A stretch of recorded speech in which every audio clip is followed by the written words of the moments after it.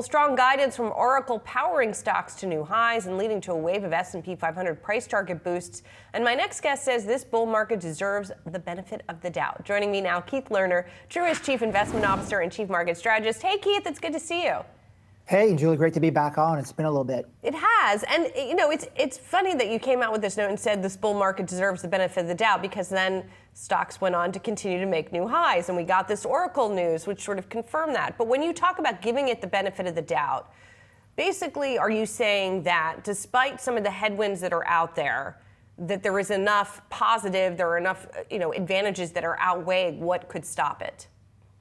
Yeah, I mean, you basically said it.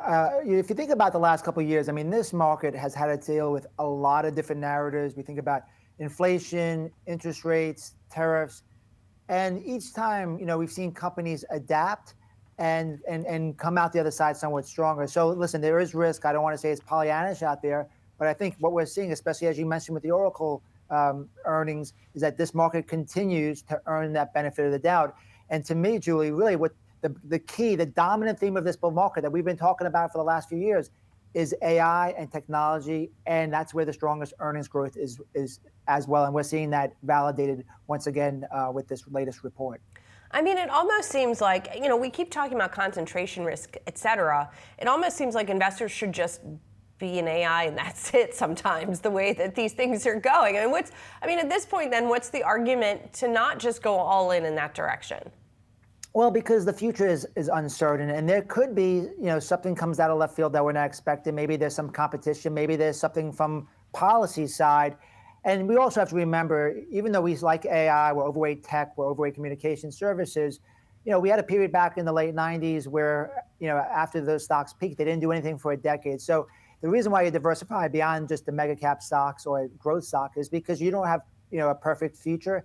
And the narrative that we're talking about could change, even though we're talking about probabilities, and the weight of the evidence in our work is still supportive of those mega caps. Maybe, Julie, if I can, the concentration is an interesting question. I have a couple maybe stats if you're okay with it that I can share with the audience. The one thing, when you think about the Mag 7, we think about 7 stocks. But the reality is, if you look at these companies since they IPO'd, they've taken over 800 different companies, right? So it's not the Mag 7, it's really the Mag 800, if you think about it that way. So they're more conglomerates in some way. That's number one. And number two, we just published a report and we looked at the top 10 concentration across global markets. And the U.S. is not at the top. I mean, we have other countries like South Korea, Germany, and so forth that have actually much more concentration and bigger stocks as well. So yes, we have concentration risk. Yes, it's big relative to the U.S. history, but globally, it's not that out of line. And then lastly, to reiterate my point is, these companies are actually conglomerates, not just 7 companies. Yeah, I guess everything is relative, right? It's a useful point to look at other markets. I mean, one other stat that stood out to me about today, that one of my producers pointed out, is that Oracle is set to potentially have its biggest one-day gain on a percentage basis since 1992, which is incredible. But also, whenever anybody goes back sort of pre-2000s or 2000s, dot-com bubble and talks about that time and before that time, they're usually talking about the word bubble, right? They're talking about frothiness in the market. And so I wonder how that feeds into your market view as well, and where you look for signs of potential froth, what froth even means to you, and whether you're concerned about it. Yeah, and I started my career in the mid-90s, so I was very accustomed to these big, single-day pops. A lot of those pops back then were IPOs and with companies that added a .com to the end of their name, and it wasn't earnings-driven. So what do we see with Oracle? They said today that their bookings went up 359%, right? So the reason why the stock is having such a big pop is because they're adjusting for earnings that are much stronger. Now, again, I don't follow the stock day to day, so it's not a recommendation per se, but that's earnings driven. And then as I kind of zoom out a bit and say, let's talk about the technology sector. On a year-over-year basis, at the recent high, the tech sector was up about 36%. That's a lot. But when we go back the last few decades, the trouble spot, more of a bubble area, is when we're on a year-over-year basis, we're up 100%. So, in that perspective, we don't see a bubble. And then lastly, it's all about earnings. The earnings trends relative to the market continue to be stronger in tech. And if you overlay tech's performance, that's driving it. In our view, where we get more concerned, which we'll continue to watch, is if those earnings start to move down or the rest of the market catches up. We're just not seeing that in the data yet. So all of this bullishness said, Keith, at the same time, you still also recommend an overweight in gold, which says to me, and you call it a diversifier in your note, and that says to me that, yes, everything's great and you're pretty bullish, but maybe you want to, kind of hedge a little bit. Yeah, I mean, we're positive on the overall market, but we all know there are a lot of potential headwinds. And going back to the question earlier, the future is unpredictable. You can have a scenario and you can look at the weight of the evidence and the data. That's how we make decisions. But you don't know what tomorrow brings. So you want to have things in the portfolio in case an outcome changes. And we've been positive on gold all year long. It's actually up, more than tech. It's up, 40% this year. And after moving sideways for about 4 months, it just broke out recently again. And you're seeing central bank buying. And when there's some questions about political instability, the change in kind of the U.S. on the global scene, you're seeing central banks around the world increase their holdings of gold as well. So to us, it's a modest position, but we still think it's a good diversifier. And the last point is, when we've seen days where stocks and bonds are both down, we're seeing that gold is actually providing good diversification, being up on those days, providing that offset the majority of time. We keep having this frothiness discussion sort of back and forth, right? And lo and behold, the markets keep pushing up to new highs. So where do you see the frothiness and how could that play out?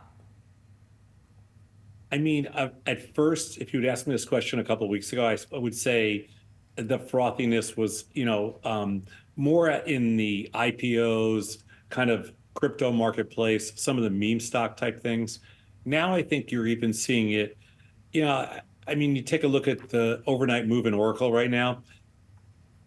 That's a frothy move. I mean, you don't get a 4 standard deviation move just in kind of a normal marketplace, no matter how good somebody's earnings are. So I think you're seeing kind of things are getting overdone, in some cases overdone in both directions, but I think all of it is, a case for frothiness. Tom, I'm curious about the source of the frothiness, right? It used to be that, it's easy money, rates are low, during the pandemic, it was people are getting checks, they're putting them in the market. Where is it coming from now? Where is this demand coming from? Well, there's a lot of money out there. And I know that sounds kind of crazy, but there's been an incredible amount of wealth. Like when you start to think about how much wealth has been created in this bull market and how that money just kind of, it rotates around from sector to sector and from stock to stock. Like just even today, you can see, with Apple and Amazon and Meta down, that money just rotates into somewhere else, whatever's hot. There's just an incredible amount of money around, and there's not that many new stocks and that many new places to go. I mean, bonds are pretty fully priced at this level. So, I think that's where the money comes from. It's just kind of a rotation, and there's just a lot of money out there. And as you pointed out, you thought that the previous sort of move here upward, some of it was going into crypto, some of it was going to meme stocks. Yeah. I mean, I know I always ask you about GameStop, but that stock's higher today after it came out with its numbers and effectively has become another crypto treasury company, right? Right. What do you think of that trend and what it says about that sort of frothiness?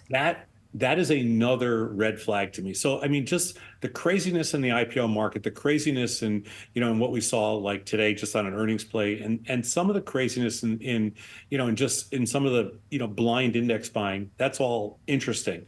But when you get into this kind of the micro strategy, crypto space where, GameStop's kind of like a kind of a cheap imitation, you start to wonder, okay, how crazy is it that people are willing to put money into an idea which is essentially a convertible bond with not paying any interest and not giving you a conversion rate, and basically trading at 1.5 or 1.75 times the value of the crypto that they're buying?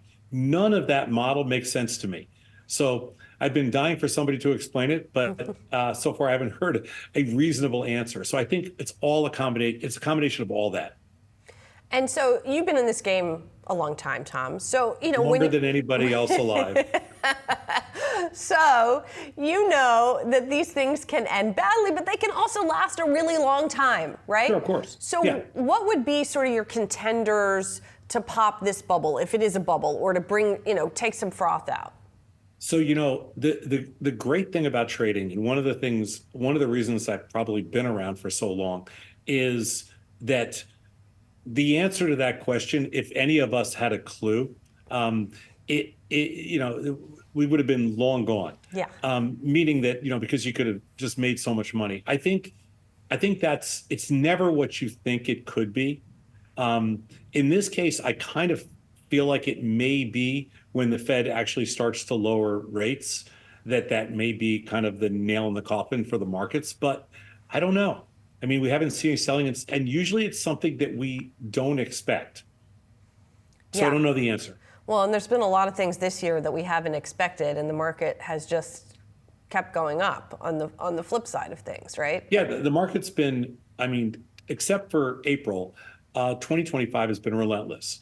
April was a pretty good scare, and the whole tariff, you know, stuff was a pretty good scare. But other than that, this market has been relentless. It's pretty much been relentless for the last 2 years. And so, you know, you've got virtually every index, you know, hovering around. I don't know if this is a new high in the S&P today. Yeah. If not, it's super close. And, you know, you've got everything at record highs. It's hard to, you know, it's hard to be anything but, hey, I'm not going to do anything other than buy them until they show me something different. Well, and Tom, is there anything in this market that does make more sense to you, that is more rational or even attractive? Until the last week, I really thought the bond market, both the bonds and the notes, were super attractive because I thought that they were cheap relative, very cheap relative to stocks. Now, when I look at the stock market, I don't think there's even a single commodity out there that looks cheap to me. So not only is the stock market expensive, the commodity markets are expensive, and I don't even think the bond market's cheap anymore. So unfortunately, I don't think there's a quote safe haven right now, a risk safe haven, a risk on safe haven. Maybe I'm going to be, I mean, maybe I'm wrong a lot, but there's not a marketplace right now where I think, oh, hey, this is cheap. If we get a little bit of a sell-off, I think you will get some things that get overdone relatively quickly, just because of the way today everybody piles on in one direction or the other. Yeah, definitely a feeling of like going to one side of the boat and then going to the other side of the boat. All Yeah, there's at once. nobody sits in the middle anymore, Julie. Everybody's always they're either all in or all out. Yeah, no fulcrum whatsoever. Tom, thank you so much. It's always great to talk to you. Thanks so much.